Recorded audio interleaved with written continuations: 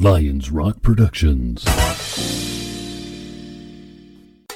This is Jay Moore. This is Greg Cruz. This is Bryce Vine. This is Dexter from The Offspring. This is Nathan This East. is Sebastian Younger. This is Daryl. This is Stuart Copeland. This is Mick Gillette. This is Andy Summit. This is Dr. Bob Greenberg. This is Gabby Reese. This is Rob Bell. Hey, this is John Leon Guerrero. Hey, and this is Pete A. Turner.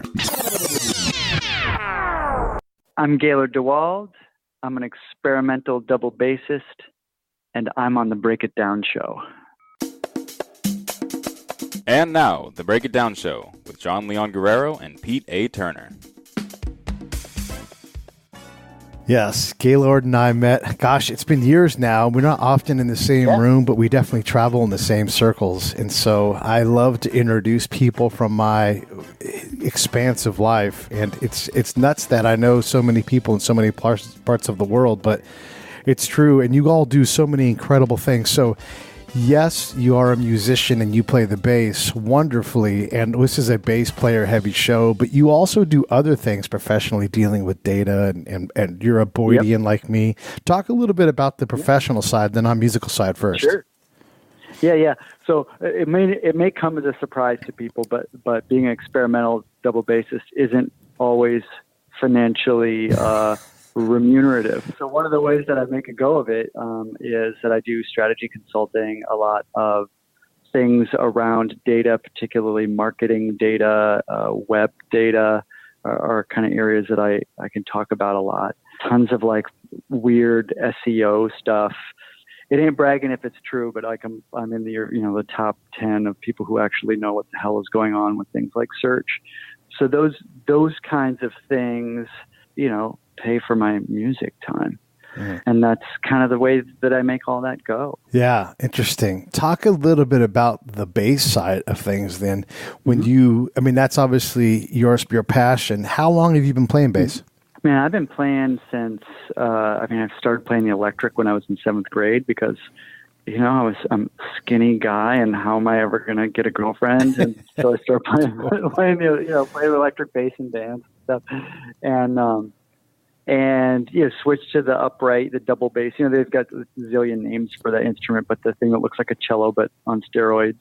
Yeah. In high school, and then played that through college, and then kind of just kept playing. It's somewhere in the middle of college, kind of switched from sort of had kind of a jazz background, and started getting into free jazz and experimental improvisation and those kinds of things. In late college, and then after college, just kind of that's sort of where I ended up focusing on this kind of music that is as much about the physics of sound and the physical nature of sound, and experiencing that, is either an audience member with a group of people or on recordings, but thinking about sound in a way that's maybe new or different, or certainly unlike what you might find on normal radio or whatever. And normal radio stuff is great too. I love that stuff. And, sure. Sit down and play those things too. But left to my own devices, I'm doing the unusual sounds. Well, so for the audience's benefit, if you try to define your world, it's very tough because you sort of defy type, and you are sort of a I don't know, maybe kind of a Janice kind of character. You're like, I like this, but I also like that. And it's both sides of the pancake, so it's, we had a guy named, tons of that stuff. What's that? I said it's tons of that stuff, is trying to find, and it ends up being like a blend of that, even through my professional life and everything else. I sort of think about if we're going to get, I don't want it to sound too lofty or anything, but, the role of an artist in the world is, in my opinion, to demonstrate through action the alternative ways of living in the world that may or may not be, obvious to people. And so with my music, I explore and experiment in some corners of it that are unusual, that some people may have never heard before, although you could trace a line back to the 20s and 30s pretty easily with the kinds of sounds that I'm making. But also in the data and analytics side as well, where it's looking at data from different angles and new perspectives, and drawing together a wide variety of sources in a way that's not not always, the kind of thing you'd find in a textbook, but that you find by having actual raw experience in the world. And so both of those things kind of tie together in kind of an unusual way in terms of trying to codify and express lived experience through work, whether it's musical work or data analytics stuff. All right, so let me jump in here. We had a guest on a little while ago named Dr. Stephen Alexander, Stefan Alexander. He's a cosmologist, so he studies the stars. And he's also a musician. I think you'll get where I'm going. And he loves jazz. So he's like, I like to use jazz as a model to think about the cosmos because there's so much we don't know. We can get very linear and very tied to doctrine, tied to literature. And because of my jazz sensibilities, I can be comfortable improvising and looking for a sour note and taking that sour note somewhere. That must resonate with you.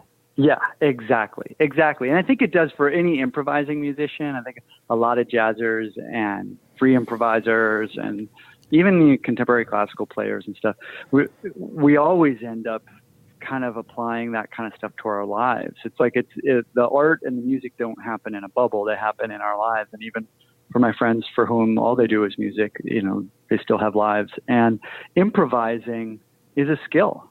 It's a skill that you develop over time. Some people are talented at it from the get-go, but mostly it's a skill. You do it more and you get better at it. And a lot of it is, like your friend said, it has to deal with a comfort level. Like you can be comfortable with the unknown. How comfortable can you be in an unknown situation? And jazz, I think, is a fantastic realm to explore that because, in like standards jazz or traditional jazz that you might find at a bar or a club, on a Wednesday or Thursday night in whatever town you're in, there's a general structure to the music. There's like a verse, or a chorus, or they call it a head. And then there's the parts where people play solos where they make it up as they go and in whatever way that they do that. And then you come back to the head and there's a clear framework within which this room to explore exists.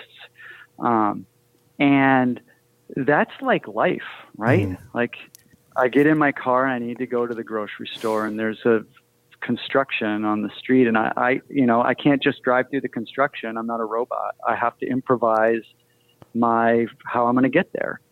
And I think that there are tons of those kinds of parallels and that the musical mind it's a distinct kind of way of approaching the world, that's different from, say, a math or spreadsheet minded person or a pure art visual person. But music is this interesting discipline that kind of encompasses aspects of mathematics and spatial, cognition and that kind of stuff. Yeah. With everything else. Let me ask you this then. So one of the things that I think that we both sort of specialize in when we're getting paid to advise a client is striking a balance. We had an Olympic gold medalist named Eric Bergowist. He's an aerialist in freestyle, so he flips and twists, 3-4 times in the air. And he said, the first Olympics, I didn't have now we're talking at the tip of the razor's edge. He's like, I didn't go for it. I didn't push it hard enough, and so I left things on the hill that should have been in the air because I was holding back, making sure I was just solid, and I didn't win gold that year. The next Olympics, he had the right amount of looseness, like still there's the regiment and the work, but there was the confidence and the looseness to win gold. And at that level, everybody's trying to find that moment. And then the following Olympics, he was too loose, too confident, and he just missed it again. So there's a parallel there in life in general. And I imagine when you have someone who runs a business and you're trying to help them improve things, it's one thing to create a system that's efficient, but that system will create the efficient system will create inefficiencies because you get so bound by the system. Talk about that. Yeah. Okay. So that's like the thing that I love to go on about is dreadful efficiency. Right. So there comes a moment in which the efficiency doesn't happen. Okay. So you get the finance guy. It's always a guy in this case who's like, we need to cut back on everything so that we're profitable, because that's, that makes sense. It's part of, whether we're profitable or not is an equation. And if we lower the expenses, then, theoretically, if we can lower them far enough, then we'll be profitable. But oftentimes nobody is really clear which parts to cut, so the parts that get cut are based on, internal cultural values or cultural cues, not necessarily based on maybe what should get cut or shouldn't get cut. And so what ends up happening is you can get this sort of this feedback loop in which you're cutting the things that actually had an important factor in generating revenue, and now you have to cut more because you're the other side of that become profitable equation, the generation of revenue is going down at the same rate that we're, cutting expenses. So figuring that stuff out is really hard. And it's why businesses hire consultants, because they know that internally that their own cultural blinders are going to say, oh, well, we should just cut marketing entirely because they don't add any value to the bottom line. But because there may be a bunch of engineers or something like that. And then they realize that engineers aren't very good at convincing people to buy something. And so it becomes an important thing to get this outside perspective, to kind of going into it and saying, well, okay, yeah, maybe some of the marketing needs to go, but you need to look at which pieces of it need to go. Or maybe it's like, actually, you guys need to make a better product because your product sucks and nobody's willing to admit that, things like that. And to be a consultant, really, that's like our role, and I usually say that, like when I roll into a business, I'm like, here's the thing, I'm not going to be here in 6 months, which means that if somebody needs to hear some bad news, if some bad news needs to be shared to somebody, and you're afraid to say it out loud because you've got a mortgage and you're trying to pay for your kids' college and stuff. Yes. Let me know what it is. I'm happy to crawl underneath the bus because I'm not going to be here in 6 months anyway. Yeah. Let's get it fixed. And if it's a bad idea, you can blame me. And if it turns out to be a good idea, I'll give you credit. Once we know that the road is clear, because it doesn't matter to me. I just want to do my job and roll out. So the dreadful efficiency thing is real. It's so real, and it's something that people run into because we all think, oh, efficiency is good. It's good. But it's also important to realize what sometimes valuable things come from inefficiencies. Yeah. Sometimes new ideas are generated because you're dealing with this inefficient thing, and then a new idea pops into your head. In the same way that I guess, people experience, aha moments while they're taking a shower. They weren't like efficiently sitting at their desk at their planned moment of inspiration. That just It happens when it happens. And if our days are rigidly structured so that we are accomplishing something and being efficient 24/7, we never get to experience the looseness that your friend, the aerialist, needed to win gold. If you never have time to experience that looseness, the big breakthrough ideas aren't going to happen. And that's a cultural commitment for a business to say, we're going to be 10% inefficient. I think if someone got up in front of the board and said, our goal is to be 80% efficient as a business, everyone would be like, what the hell? 80%, that's it? Yeah. But honestly, if you look at a lot of like biological systems and stuff like that it's important to do. Like your immune system needs to chew at something. If it doesn't chew at something, it chews at you. Right. So, it's not like it's too crazy. It's not like one of Gaylord's crazy Vermont hippie ideas. This is, we've got lots of examples of this kind of thing going on. Yeah. Yeah. And you've said a lot of really good things that I want to capture, but there's just so many. So and we're off and running here. I mean, this is fantastic. So a lot of what we do is paralleled. I mean, when I'm on the ground in a combat zone, I'm looking for those things. We're like, you're trying to create stability.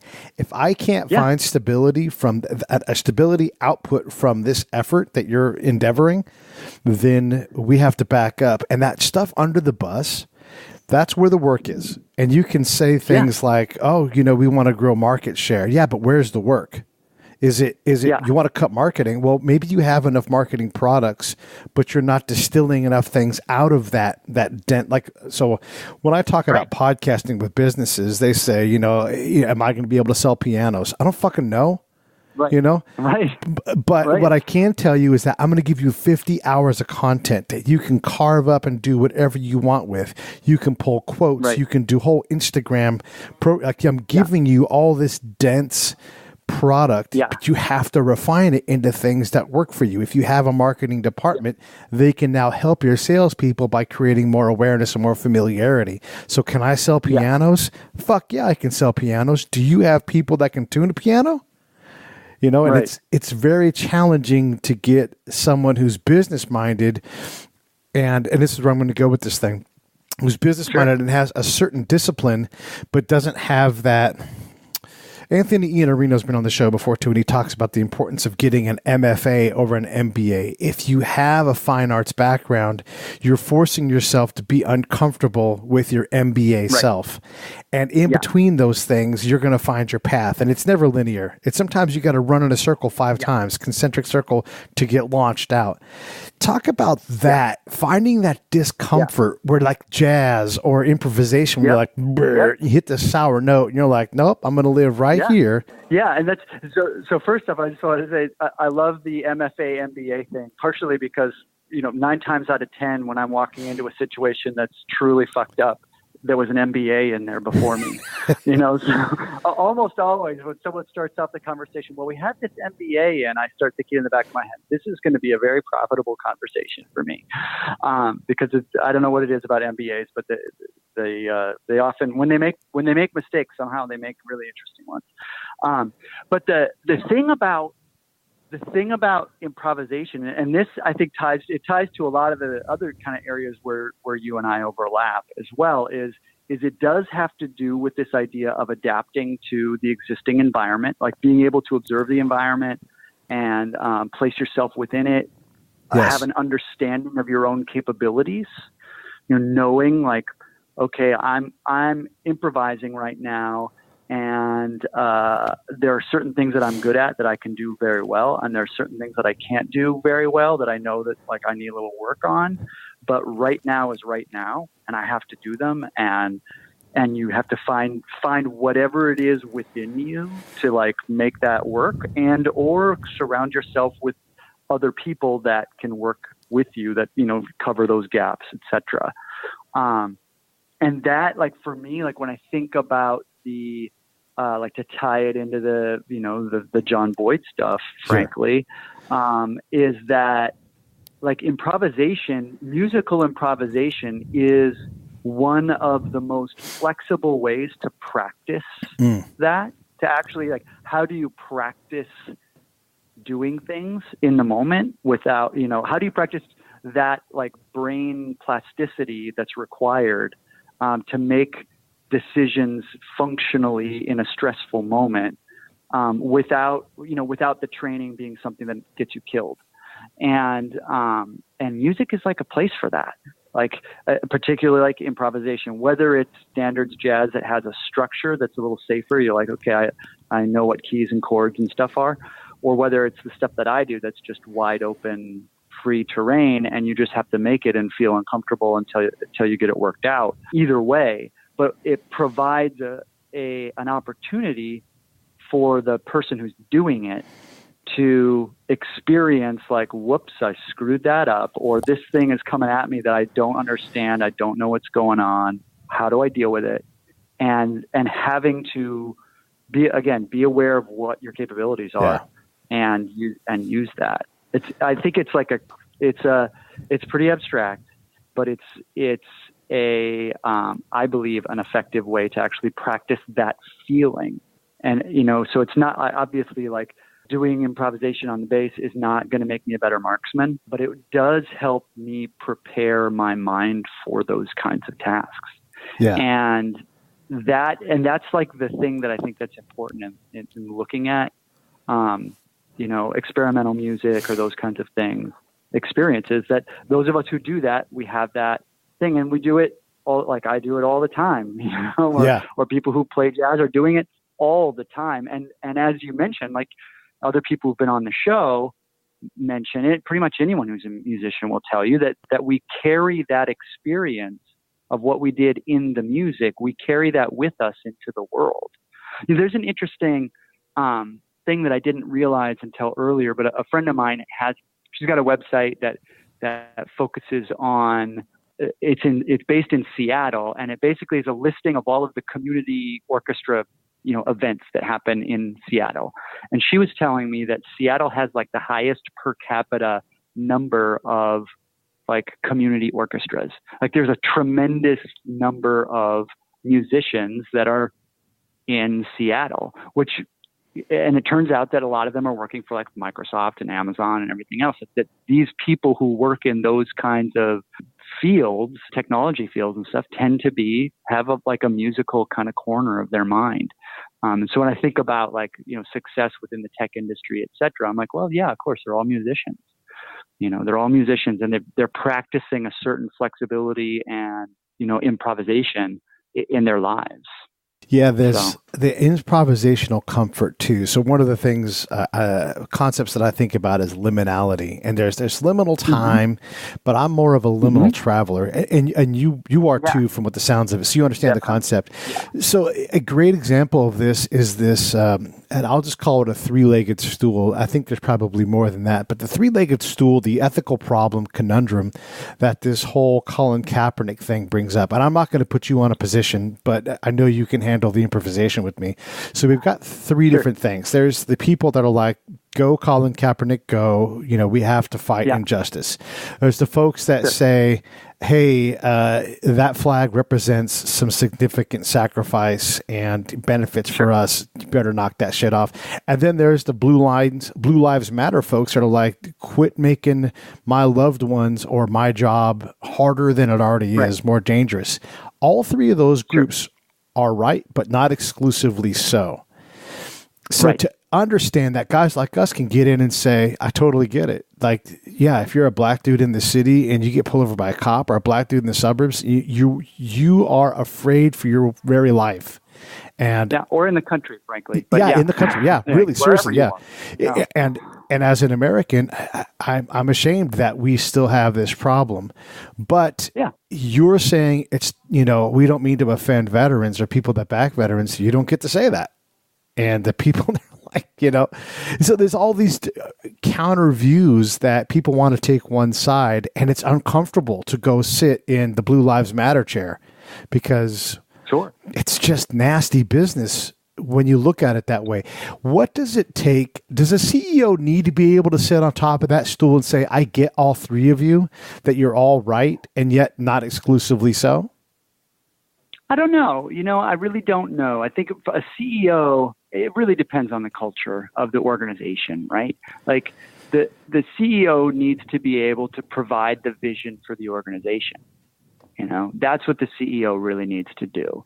And maybe some kind of operations manager needs to have a totally solid grasp of all the different things and play it off. But I think it would probably be better for everybody if the CEO just took the position that the CEO takes. And if whichever of those three or other, perhaps even, viewpoints are there, then that's what the CEO takes. And then take your lumps from that. Take your lumps and move on and set the vision for the organization. That's the role of the CEO is really in my opinion, is really at a vision setting kind of zone. And a good CEO is going to know how they're like, do they have a dog in that fight in the whether people take a knee or not at the national anthem? Does it really matter if a refrigerator sales company, has a position on that? Is that relevant to the world in any way? Right. Those kinds of, being able to make a decision like, is this a fight I need to be in right now?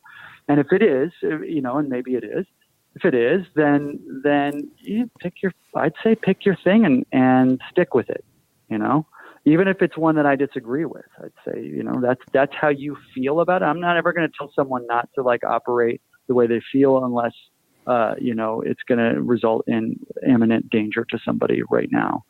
So I guess that's where I'd go with it. I don't think a CEO a good CEO or a smart individual is probably going to be able to like figure that stuff out and make a sound decision. But they have, he or she has to look at like, well, what's my business? Yeah. What's my corporate culture? What are my employees? What's their statement? Do my employees need leadership on this? Is that why I'm going to take a position on it? Does my industry need leadership on this? And does my business need to be in this particular fight? And I think there's a lot of those, that they probably, maybe everybody should be like genuinely involved in this discussion. It's an important one. It's an important one for our country to kind of look at that. And there's a ton of different, very nuanced ways of discussing it. I know as many veterans as not who support taking a knee. So, there are issues on that, and same actually, with police organizations too. So I think there's a lot of different ways of looking at it. And unfortunately, our media ecology is one that favors very brief, not very nuanced conversation, and money is made more on outrage than it is on actual discussion. And I think like if a CEO actually wants to like do the real work, like do what needs to be done in the world, then they're going to have to crawl under the bus and start having those conversations with their employees, with the public, and just clearly state their thing. That's where I'd go with that, frankly. Yeah. But I think that's you could flip a coin on that. Yeah. First up is like, is that a fight you need to be in? Right. Is that one where you could just walk across the street and hang out for a little bit, or do you need to do the research within your organization? Mm-hmm. So I think that's probably the biggest risk that the CEO is going to have. Is this episode of the Break It Down Show is brought to you by Lions Rock Productions. That's us. We publish, evaluate, and develop podcasts just like this one, consult others to build their own, and create associated content and content marketing strategies. So if you're launching or expanding your social media presence, your business or your personal brand, or if you just want to take your media presence to the next level, reach out to us on Twitter at Pete A. Turner or at JohnLG69 at the Break It Down Show. There's 1,000 ways to get a hold of us. Now enjoy the show. Or do you need to do the research within your organization? Mm-hmm. So I think that's probably the biggest risk that the CEO is going to have, is choosing a position on that, and they're going to quickly discover that a large number of their employees don't agree with them, no matter which position they take, particularly on that one. The industries that I tend to work with, retaining talent is a very difficult thing. So you have to figure that out. Let's talk about that talent thing, because there's such an access. So I've got a show called Popping the Bubble, and everybody should listen to it because it's fucking awesome. And it's about technology in terms of startup culture and entrepreneurial ideas. And it's such a fascinating thing to hear these people talk about different things. And God damn it, I lost my train of thought. What did you just say? What was I don't know. We were talking about talent is the thing that you were into. Okay. Yeah, talent. Okay. Yeah. And so with all this stuff, one of my favorite questions to ask is, we have all this access to information. Are we any wiser? What do you think? No. Okay. No. Yeah, that's an easy question. Easy one to answer. Nope. No. Next we're question. Still human beings. We still got two. Yeah. Next question. Exactly. We still got 2 legs, 2 arms. Most of us. So it's. We're still human beings. We're not any wiser. You could pump more data into the system, and that doesn't make it a better system. It can help, certainly, but a lot of times, I deal with data all the time, and how companies gather it and what they do with it after they gather it. And there's more often than not, people are gathering more data than they need. Yeah. Which consequently, it's not just like, it's not easy to do that. Like, they have to store it. They have to gather it. They have to maintain systems that collect it. In a lot of cases, they're just outright paying for it. And when they're not outright paying for it, they're paying their staff to deal with it. So it's not like it's easy to gather all this data. And what happens is, you get in a meeting and someone says, should we gather this or not? And someone will always say, yeah, we should gather it. If we can gather it, we'll gather it.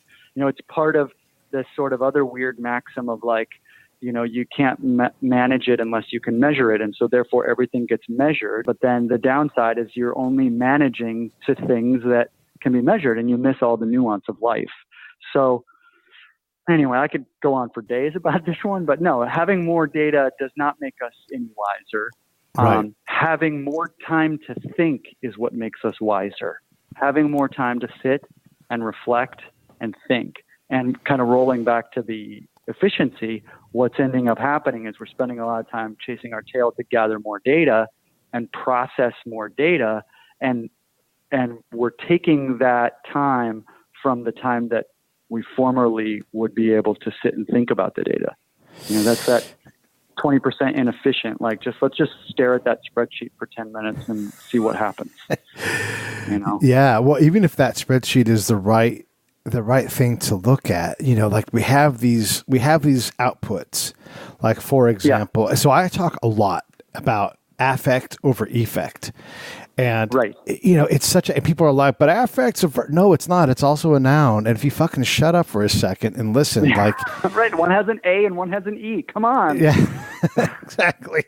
But like, if you can create the response to stimuli that is in the ballpark even of what you're going for, then you're going in the right direction. So here's an example. So on LinkedIn, they have a powerful veteran front face. They're always pushing. And I am calling out LinkedIn on this. It's fine with me because it's true. I defy someone, because I certainly can't, to engage those veterans inside LinkedIn in a positive way. I know they have some people that can, but I can't. I've tried tons of times.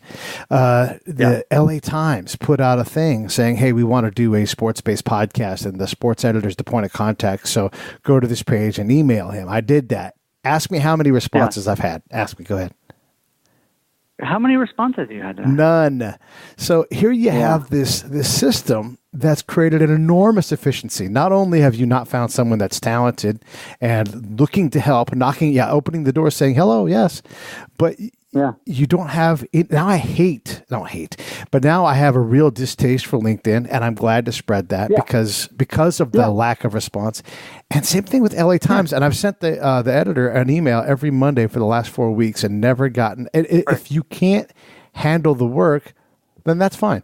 But understand you're creating this terrible outcome by doing that. Yeah, I'm probably paying for it. Probably paying money to generate that terrible outcome. And LinkedIn's it's a crazy little zone. It's like it had a great idea, like, hey, put your resume online. It's a good idea. Yeah. And but kind of other than that, it's like there's no social network in the network, and 90% of the emails that one gets by way of, or contacts one gets by way of LinkedIn aren't valuable. They just aren't. A random email from the web is probably going to be more valuable to me than most LinkedIn stuff. But that said, having my LinkedIn profile, the profile itself is incredibly valuable to me. I know lots of people who go and look at my profile and they're like, you've got the best profile in the world and I want to do business with you. But they don't contact me through LinkedIn. They already found me. The way LinkedIn works, somebody already knows who you are and they're just doing their due diligence. Right. That's where LinkedIn is valuable. Unfortunately for LinkedIn, they are not sure how to make money off of that. They've probably got some time to work it out, so no big deal. But that kind of stuff, to connect that to the even if you're looking at the right data, right? Are you looking at is the right person looking at the right data? So that's another kind of area of that is okay, we've put out this ad and we sent it to these people and they're responding to it. But it's whatever that message is not connected on the back end to somebody who's actually going to respond to it, and that's an internal cultural problem. It's a problem. I would say it's LinkedIn's problem because they're hosting that interaction. Sure. But the genuine problem is that LA Times people aren't I don't know what's broken there, but somewhere those between are two separate instances too. So I'm talking Daniel Savage's title at LinkedIn is head of military and veteran programs at LinkedIn. I cannot get that. I've connected with them, but I cannot get that guy's time of day. Like, I want to give him access to the podcast, talk about what they do. Right. But he won't. You know, he won't return your call. He won't return my call. Maybe he's busy. I'm sure he feeds his dog and his mom loves him. But you know, sure, of course. But and then the LA Times thing is but but if you've got a title that says that my job is to connect with these people, then you need to have some way of managing that. I mean, it doesn't. You know, if his intern got back to you, you wouldn't be psyched, but you'd be okay with it. Yeah, cool. You know, you're busy. If someone said, "Hey, you know, I'm writing back. I got your message. Something's going to happen." You know, and that's just like basic business stuff, which I guess is basic to us, but maybe not to other people. And the you know, so. It is a weird dynamic, And then the LA Times is like, you know, we want this high-end person to come in and do a challenging podcast, but not really.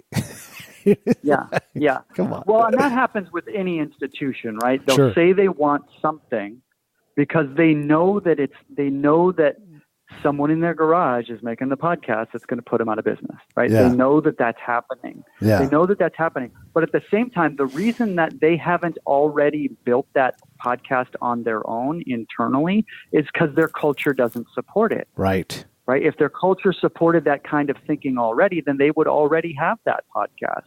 But it doesn't. And so the problem is, and I encountered this a bunch too. I bet you do as well. You know, CEO goes to the conference somewhere and they come back saying, we need to do something cutting edge, blah, blah, blah. Yeah. And so they get fired up about it. And a bunch of people run around with their hair on fire and they say, let's hire somebody that's cutting edge. And then they do it.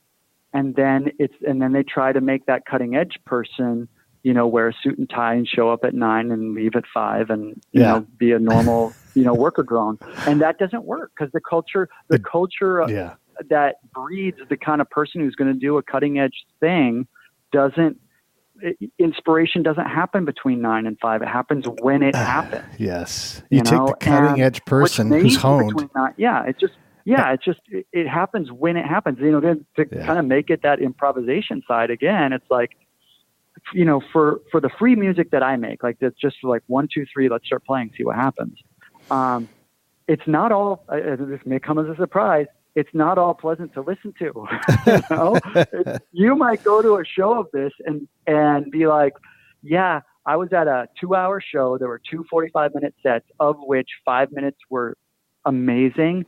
And the rest of the time I had to leave. I wanted to get out. I couldn't, you know, I was dying. And that's the way, in my experience, innovation works too. You know, you don't get to choose which 5. It might not be the first 5 minutes. It might be the 5 minutes part where you don't know when those 5 minutes are you know they're going to happen because you've done it enough and you can trust the process. You can trust your skills, but you don't know that it's going to happen between 9 a.m. and 5 p.m. You don't know that, you know, and you're comfortable with it because you've done it. Like you've made this music and you know it. And the same thing I think is true for these kinds of innovation things where if their culture supported it, they'd already make it. They wouldn't be looking to buy it. And we see this in buyouts, like, you know, company buyouts all the time. You know, Apple is like, you know, famous for this. They'll buy a company that we like and then, oh, that's a bummer. Adobe did that. How many like awesome pieces of software did Adobe buy and then like destroy essentially? Yeah. You know, like, that happens all the time. Or Microsoft, they did a mercy hire of one of these genius mobile developers whose business wasn't going well or whatever, and you know, couldn't let the person actually innovate. You know, it's cultural. It's cultural, and I know that that's like an area of your own expertise. So I'm sure you see these things, but it's a cultural problem. You can't just say, "Oh, I'm going to hire the innovative person." You can't, because the reason you didn't hire them already is that you have to fix something inside. You have to be the kind of place where that person wants to apply. Yeah. You know? Well, exactly. And going back to that cutting edge person is sharp. They're nimble, and you are dull. Yeah. You are a dulling machine. So, you want to retain talent cutting edge talent, you have to be able to withstand the lack of comfort that having something really sharp walk around a bunch of people that are dull. And I don't mean in terms of intellect, but in terms of capability. It's dangerous to have a sharp knife running around because you might get cut, And so exactly. Yeah. When that's exactly talk, the case. Say it again. I just said that's exactly the case. That's like if you have someone who's in, and it might not even like necessarily be a mean or nasty or whatever. No, it's not just at like, all. Right. Like you have someone who's incredibly skilled and talented walking around. Other people are going to pick up on that and raise their game. And now you've got a whole floor full of people who have just upskilled themselves in 6 months, and now they all want raises. Right. Because now they all know how to do this. Suddenly they know what they're worth, and they're starting to think about the world in a different way, because that's really what, for me anyway, that's like the goal, right? To get everybody to think about the world more deeply, more consistent with their own values, whatever they are, even if they're ones that I abhor. I would rather someone wear it out on their sleeves so that I can steer clear of them or eliminate the threat quicker. But it's like the goal is to be able to, live more freely, right? And especially when you look at the difference between working in a normal, like a day job kind of situation versus like a freelancer, a consultant, or an independent contractor, entrepreneurial minded person, there are different acceptances of risk that the different groups take. And sometimes, mixing and matching those two squads of people, can have unpredictable results. Sometimes great, but most of the time, I think probably great unpredictable results. But the leader has to be able to inspire the kind of appreciation for leadership. That whole mechanism needs to be in place, and that's all. Again, it's hard. That's hard work. You don't learn it in an MBA. Yeah, right. You're right about that. Let's kind of go back to that. We'll back up and hit that wall again. So, sure. One of the things when I talk to folks who lead is I talk about how culture it despises design. Culture and design don't get along well. So even if you're design thinking, because you can't just design culture. Culture is accelerated by affect, right? And that drives people nuts to think that you can't just say, everybody's got a corporate culture officer now and they're all, doing it. But if you can't talk intelligently about CQ, if you're talking about EQ, you only got part of the picture. And if you don't know what CQ and EQ are, then you really don't have a proper professional cultural program. And I would say also that from my experience, at least, you have to study your culture externally. Someone needs to get out of the bus and go, let's take a look at what your culture is. What do you think? Yeah, absolutely. Absolutely. Because it's just difficult to see the system from within the system. Right. And the rewards and the, mechanisms for rewards are just, it's too close. Mm-hmm. It's too close. Like a person just isn't going to be that objective enough to do a truly good job. You could probably go a long way if you've got someone who's like amazingly, tuned in, or tuned out maybe, but getting an outside perspective is kind of the way to go on that kind of thing. Cause it's in the same way, like, it's anthropology work. Right. That's what we're talking about here. It's anthropology work, to get an ethnography of what's going on in the organization itself, and to approach it. Because I think what happens, honestly, internally is that you're as likely to get people who are too focused on the negative as you are on the positive. Sometimes you're going to get the kind of person who's like, oh no, everything's great, and I just wrote a report about how great we are. And then other people are going to write a report about, man, we're miserable. Here's a report about how miserable we are. Mm-hmm. And the truth is probably somewhere in the middle. And then it's a matter of like, going back to the efficiency thing of like figuring out, okay, which of these terrible things are actually responsible for us making money? And can we find a way to do that more humanely? And that kind of thing. And it's tricky. And I think you're absolutely right about like, you can't design a culture. because it's culture is a product of a society, right? It's a product of the people who agree to share it, and corporations and stuff are already kind of at a disadvantage there because they're only agreeing to share that culture because they need to pay the rent. That's frankly that's your starting point, right. And until you get to be the kind of inspiring business that people want to work for free.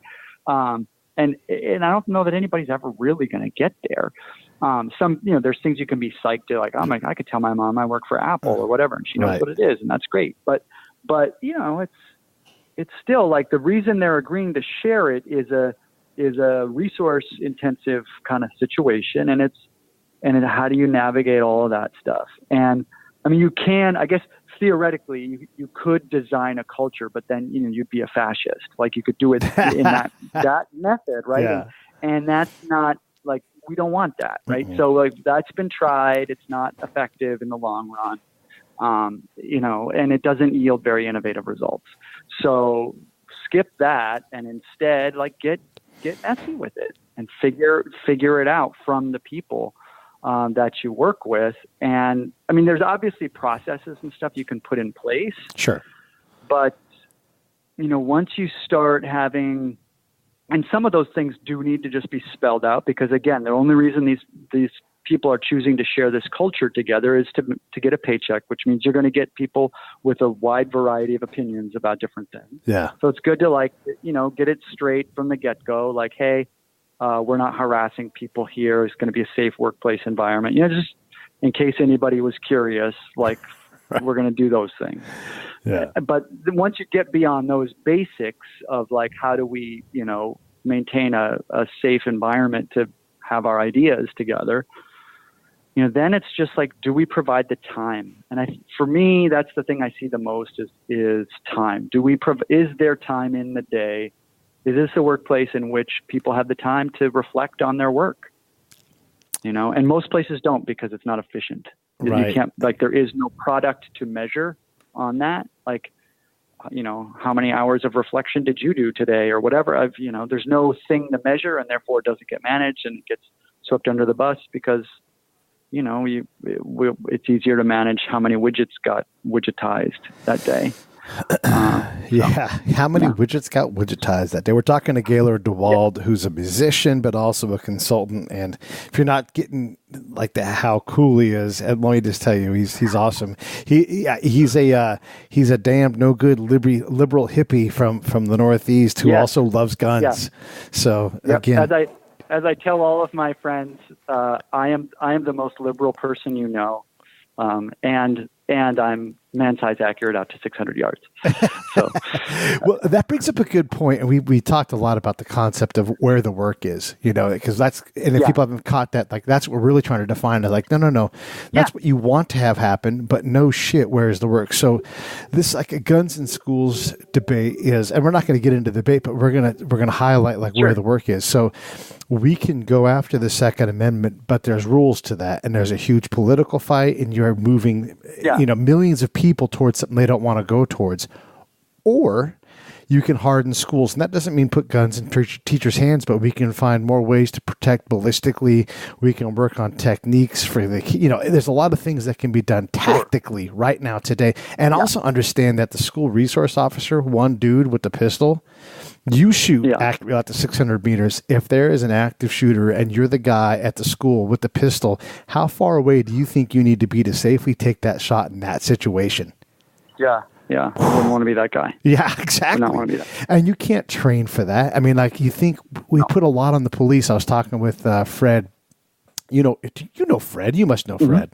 Mm-hmm. Fred Leland. I was talking to Fred Leland the other day about just, what we expect that cops have for training and what the reality is. The reality is maybe once a year they shoot they shoot a box of bullets, 50 to 100 bullets, maybe once a year. We all know that, like, time to train with those firearms. We know what you can find what the accuracy rate. It's not very good. Right. And standing still and shooting at something that's, let's say, square range, as far as 10 meters away, under no stress, with the gun likely already out because no one wants to get shot at the range, and and you're plinking a piece of paper, and there's no fluidity, there's no spherical eyeball on the other side of that. Yeah. Right. So we unfairly expect all these things, and we're going to go after the Second Amendment. That just seems like that's great. Go do that if that's your passion. But that seems to be something that's so tangential to where the problem is of keeping kids safe. How do you communicate this to people in a way that makes sense? It doesn't have to be about kids in school, but like in terms of big, hairy problems, how do you get people to slow down and get down to the nit where the actual differences can be made? Yeah, I think that's a big, big, scary debate for a lot of different people, and as you might imagine, me and my friends disagree pretty heartily on a lot of, things regarding the Second Amendment. The first thing I usually encourage people to do is read. There's a book called Gunfight, and I encourage them to read it. It's about the Heller case in D.C., and it kind of like lays out the political groundwork a little bit, for how do we have the Second Amendment that we have today, and what's going on with it, and there are certain players in it that you'll be surprised to find out which side of the certain things they have actually been on in certain circumstances. You're like, those guys are doing that. That's weird. But I think like when it gets right down to, kids in the danger of having kids in schools, and people with guns that can come in and shoot at them. Like that's A, I don't have the solution to that. Yeah. B, I think like what you're talking about in terms of like architectural changes, things like that all make sense. It gets harder though when you say like, how hard is it to pass a school budget in any given town? Yeah. It's not easy, yeah. Right? It's not easy. And if we're going to like change the way the buildings are built and designed and structured, those have to somehow pass. And there are a lot of people who would rather not give any money to public education. So there's, you're going to end up with a wide variety of political conversations about it. Yeah. And, but I do think it's good to be having them. Yeah. And I think it's good to have those conversations immediately. I don't like, some people always like say, we need to wait a certain amount of time before we talk about this. I'm like, hell no, let's start talking right now. Sure. We should be, I mean, this is probably a discussion we should always be having, frankly, because it's one where, we're looking around, kids getting shot. I'm not into that. What? I'm also not, I'm just not into it. It's just not there. So I think it's a responsible firearms owner should be willing to engage in that conversation at any time. Because, that's a scary thing and people are going to have questions about it. And I think the larger problem with it is just the polarization. Yeah. That occurs around pretty much every issue in the world today, or in the country today. The highly polarized nature of it makes it difficult to have a genuine conversation. So, when someone approaches me about firearms or whatever, and I have to check my own self to make sure that I'm genuinely listening to what their concern is. And then I have to genuinely think about, well, what is the way forward here? I mean, I think ultimately it's just at the legal layer of things. There's the Second Amendment, and it's in there. And unless that gets changed, it's probably going to stay in there. Yeah. I think that it is a genuine, for those who are, who prefer the Second Amendment to be the way it is, or to have gun rights that are as liberal as they are in my state. The challenge really is to remember that states could decide to start having that vote, about let's change the Constitution. So it's not a 100% given. So it is, and that's why I think it is important for people who do support the Second Amendment to be willing to engage in honest conversation with people at any time, frankly. And that includes right after a tragedy, and that includes when a tragedy isn't happening, and to set aside issues of political party or any of that other bullshit, and just be well, let's talk about it, and let's talk about it. Because those, I think that minds aren't going to be changed by large, they're going to be changed one by one. Right. I guess it's going to be individual conversations. I'm going to look at it and say, well, okay, the problem here is actually this or actually that, and I think that there are some areas where I would like to see pro Second Amendment organizations be more active. Mm-hmm. Like I would have a lot more faith in the more well-known Second Amendment activists if they were also if they had like an incredibly active program about like gun suicide. Yeah. Or things like that. Because like when we look at the data, right, just to roll into the data, like a lot of the gun deaths in the States are suicides. Right. So that's an area where we can all agree. Like, boy, it'd be great if there were fewer of those. What can we do about that? And it's not the same as like the homicides, and especially at a school or something like that. Mm-hmm. But like, where are the areas that we can cooperate? Like, where are the areas that are easy and actually have as visible a presence about, things like suicide as we do about things like my right to carry semi-auto, down the street or something like that, which is frankly ridiculous to do, but, have the right to do it. Great. But, that I think that's, I don't know. I don't have the answer to it. No, you're not supposed to, but you have the ability to have the conversation, which unfortunately is way too rare these days. Civil discourse. I'm not calling you an and it's idiot. rare on both sides of it. Yeah, it's rare on both sides of the thing. Sometimes because I train a lot, and so I find myself in the company of people with whom I disagree very very greatly on a large number of political topics. And sometimes it's like, hey man, I've already read that talking point. I already know I know your talking points. I've heard them. I've already read them. Uh-huh. I subscribe to that email list too. But like, let's actually talk about this. And obviously, my friends and loved ones on the left are also get very can get pretty didactic as well. Sure. But yeah, it's a funny thing. Gosh, and there's so many things to talk about, but. There's not, that I'm aware of at least, there's not an organization defending the Third Amendment. And it's weird that the Second takes such things, and we use the arguments of like, did the Founding Fathers intend, because there wasn't that kind of, weapon capacity. Right, but same thing is true for the First Amendment, And again, the Third. So here's the Third, right? And then we go to another country and we break the Third.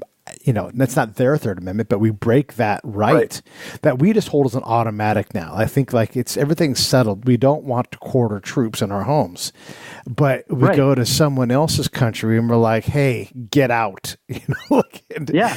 And then we expect democracy to be fostered there, and it's just these. It's crazy. It's tricky. It's like, well, are they the enemy? Are they not? Is the civilian? I mean, there's a whole like layer of, within America. I think there's a whole ancient thing in our brain stems about like we have difficulty distinguishing between justice and punishment. It's very difficult, I think, for us as a society to distinguish between justice and punishment. Yeah. And so I think that like when our troops are in another country, we're thinking about punishment. We're going to punish them for what they did to us that made us go even there. Even if they're civilians, right? And they're less than us either way. Yeah, and it doesn't matter, right? They're all like the first thing we're going to do is make it all one enemy, and then it's at that point it doesn't matter, right?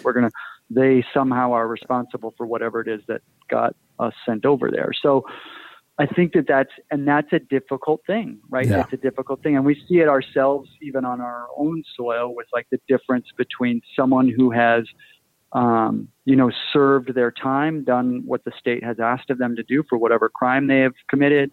But, there are still like, do we still punish them for, even though they've done what they were supposed to do, or, those kinds of, and those are, again, these are like, I do not have the answers. I'm not right on these things, but it's an area that like requires genuine civic and civil conversation. Sure. well, maybe not even that civil. I'm okay if people like want to shout and scream and stuff. I think sometimes being angry is appropriate. And I think that like getting worked up about like tone policing, it usually tends to favor one group and disadvantage another. So it's okay if it's not civil, but it does have to happen and be genuine, about these. And particularly, I think if the issue of punishment and justice, like what the differences between those two things are. Well, there's also an important difference between adversary and combatant, Yeah. And politically, we are way too willing. And when people talk about civil war, I just look, say when. Like, if you really want to throw down, you picked the wrong guy to argue with, because, if you're walking around about 600 meters away, you're not going to be walking anymore. Like, come on. Like, you're asking about someone who knows cold, hard business, and you're trying to tell me you're into cold. No, you're not. Right. You want to disagree. Plus, I'm not even against them. Like most of the time, I'm actually not against you. I'm just pointing out a valid opposite viewpoint. Like you say, people who are certifiably insane shouldn't have weapons. Okay, so should they be able to vote? Well, hey, hold on a second. You can't take someone's right to vote, but they can't own a gun. Different things. Like, it's a viable question, or like who decides? Well, and I who's think crazy? it's a reasonable conversation. Yeah. And I could see it if it whatever way it comes out is the way it comes out. Yeah, exactly. Like if the whole like extending worries about slippery slopes and so on, it's like, no, you actually, and this is what sucks about democracy. You have to have every conversation. Yeah. And you have to have it on its own merit. And maybe you say, okay, insane people shouldn't have firearms, and then someone brings up, well, maybe they shouldn't be able to vote too, and then we start that conversation and work it out from there. I think that there's everything is always up for grabs in a democracy. I want to take a few more minutes if you've got them, and I just want to bring up this conversation because I love hearing what you're talking about. So one of the points I bring up, like people always use, let's say some Northern European country or Japan or Australia, but let's just say Denmark. Look at how Denmark does it. But what Denmark doesn't have, they have unity, right? The opposite of diversity is unity. So if you're going to have a diverse, rich country like we have, you're going to have a lot of discomfort, and I'm saying discomfort on purpose, or miscomfort even. It might be better. You're going to have a lot of miscomfort and a lot of disagreement on the direction we go, because you've got first generation people, multi-generational people, this religion, that religion, no religion, and you're asking for a singularity in thought. And I just don't know that is a good goal. It's like the zero-sum game. Yeah, go ahead. No, we're not. Yeah, we're not going to have. And again, I'm just a musician. What do I know? But like we're not going to have this sort of unified thing. And you're right. We do have to be more comfortable with discomfort. Like, we have to be able to accept that, a certain amount of that.